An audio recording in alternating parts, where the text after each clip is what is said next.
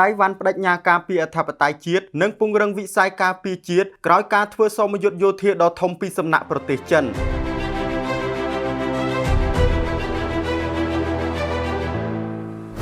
យោងតាមទីភ្នាក់ងារសារព័ត៌មាន Reuters ដែលបានចេញផ្សាយនៅថ្ងៃទី1ខែមករាឆ្នាំ2026បានឲ្យដឹងថាប្រធានាធិបតីតៃវ៉ាន់លោកឡៃឈីងតេបានប្រកាសក្នុងសន្ទរកថាចូលឆ្នាំថ្មីចេញពីវិមានប្រធានាធិបតីក្នុងទីក្រុងតៃប៉េថាតៃវ៉ាន់មានការបដិញ្ញាចិត្តយ៉ាងមុតមាំក្នុងការការពារអធិបតេយ្យភាពនិងពង្រឹងសមត្ថភាពការពារជាតិរបស់ខ្លួនដើម្បីប្រឈមមុខនឹងការបង្កើនឥទ្ធិពលយោធាពីសំណាក់ទីក្រុងប៉េកាំងការថ្លែងបែបនេះបានកើតឡើងបន្ទាប់ពីប្រទេសចិនបានបាញ់គ្រាប់រ៉ុកែតជាច្រើនគ្រាប់សម្ដៅមកកាន់កោះនេះដែលជាផ្នែកនៃសមយុទ្ធយោធាទ្រង់ទ្រាយធំហើយលោកបានសង្កត់ធ្ងន់ថាសហគមន៍អន្តរជាតិកំពុងតាមដានយ៉ាងដិតដល់នៅឆន្ទៈរបស់ប្រជាជនតៃវ៉ាន់ក្នុងការការពារខ្លួនលោកប្រធានាធិបតីក៏បានជំរុញឲ្យគណៈបកប្រឆាំងក្នុងសភាជួយគាំទ្រដល់ផែនការបង្កើនកញ្ចប់ថវិកាការពារជាតិចំនួន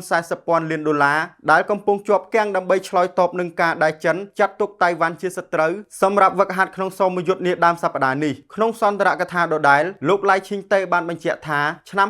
2026នឹងក្លាយជាឆ្នាំដ៏សំខាន់បំផុតសម្រាប់តៃវ៉ាន់ហើយកោះនេះត្រូវតែត្រៀមខ្លួនសម្រាប់ស្ថានភាពដែលអាក្រក់បំផុតទោះបីជាលោកនៅតែបង្ហាញឆន្ទៈក្នុងការចរចាជាមួយចិនលើមូលដ្ឋានស្មើភាពនិងសេចក្តីថ្លៃថ្នូរក៏ដោយលោកបានទទូចថាសន្តិភាពនៅច្រកសមុទ្រតៃវ៉ាន់អាចកើតមានទៅបានដរាបណាទីក្រុងប៉េកាំងទទួលស្គាល់វត្តមាននៃសាធារណរដ្ឋចិននិងគោរពសេរីភាពរបស់ប្រជាជនតៃវ៉ាន់ទោះជាយ៉ាងណាក៏ដោយបន្ទាប់ពីការថ្លែងសន្ទរកថានេះភាគីចិនតាមរយៈការិយាល័យកិច្ចការតៃវ៉ាន់បានចេញមកឆ្លើយតបវិញភ្លាមដោយចោទប្រកាន់លោកឡៃឈីងតេថាបានប្រើប្រាស់ពាក្យសម្ដីភូតកុហកនិងមានចេតនាអាក្រក់ក្នុងការបំភាន់មតិសាធារណៈអន្តរជាតិគួររំលឹកថាកម្ដៅនយោបាយនេះបានហក់ឡើងខ្លាំងក្រោយពេលដែលចិនបានបញ្ចប់សមយុទ្ធយោធាដែលមានឈ្មោះថាបេសកកម្មយុទ្ធធម៌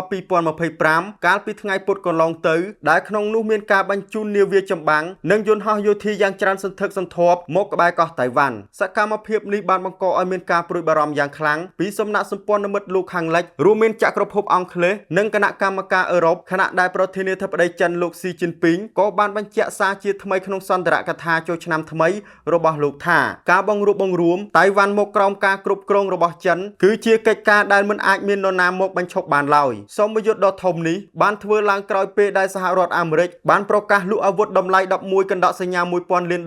ឲ្យទៅតៃវ៉ាន់ដែលចិនចាត់ទុកថាជាការជ្រៀតជ្រែកពីខាងក្រៅខ្ញុំបាទស៊ីណាតពីរំលេច News TV ចុងភៅហេងមេងឡាយសូមស្វាគមន៍ប្រូម៉ូសិនពិសេសពីចុងភៅហេងមេងឡាយមាន free ជូនរហូតដល់ទៅ15មុខនិងភោជនីយដ្ឋានសម្រាប់គូស្វាមីភរិយាថ្មី25គូដំបូងដែលមានបំណងចង់រៀបអាពាហ៍ពិពាហ៍និងពិសាភោជនីយអាហារនៅភោជនីយដ្ឋានចាប់ពី40តុ60តុនិង80តុប្រញាប់រុះរាន់ឡើងកម្មវិធីពិសេសនេះផ្ដល់ជូនត្រឹមតែ25គូដំបូងតែប៉ុណ្ណោះសូមតាក់ទងមកកាន់ហាងយើងខ្ញុំតាមរយៈ Telegram អាសយដ្ឋានផ្ទះលេខ